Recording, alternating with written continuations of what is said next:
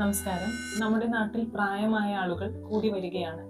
പ്രായമാകുമ്പോൾ സ്വാഭാവികമായും ഉണ്ടാകുന്നതാണ് കേൾവിക്കുറവ് എന്നത്.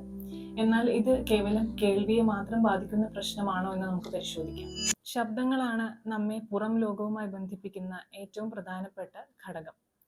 പ്രായമായവരിൽ കേൾവിക്കുറവുണ്ടാകുമ്പോൾ അവർക്ക് മറ്റുള്ളവർ അവരോട് സംസാരിക്കുന്നത് എന്താണെന്ന് മനസ്സിലാക്കാൻ കഴിയാതെ വരുന്നു. മാത്രമല്ല, ഇവരിൽ ഉന്മേഷക്കുറവ്, ദേഷ്യം, വിഷമം തുടങ്ങി വിഷാദ രോഗവും മറവി രോഗവും വരെ ഉണ്ടാകാനുള്ള സാധ്യതകളുണ്ട്. പരിഹാരം: പ്രായമാകുമ്പോഴുള്ള എല്ലാ കേൾവിക്കുറവും പ്രായത്തിൻ്റെത് മാത്രമാകണമെന്നില്ല. അതിനാൽ ENT ഡോക്ടറുടെ സഹായം തേടുക. ആവശ്യമാണെന്നുണ്ടെങ്കിൽ ശ്രവണ സഹായികൾ ഉപയോഗിക്കുക. ബന്ധുമിത്രാദികൾ അവരോട് ക്ഷമയോടെ പെരുമാറേണ്ടതും ക്ഷമാപൂർവ്വം അവർ പറയുന്നത് കേൾക്കേണ്ടതുമാണ്. എപ്പോഴും ഓർക്കണം, ഇത് കേൾവിയെ മാത്രം ബാധിക്കുന്ന ഒരു പ്രശ്നമല്ല, മറിച്ച് അവരുടെ മാനസിക ആരോഗ്യത്തെ കൂടി ബാധിക്കുന്ന ഒരു കാര്യമാണ്.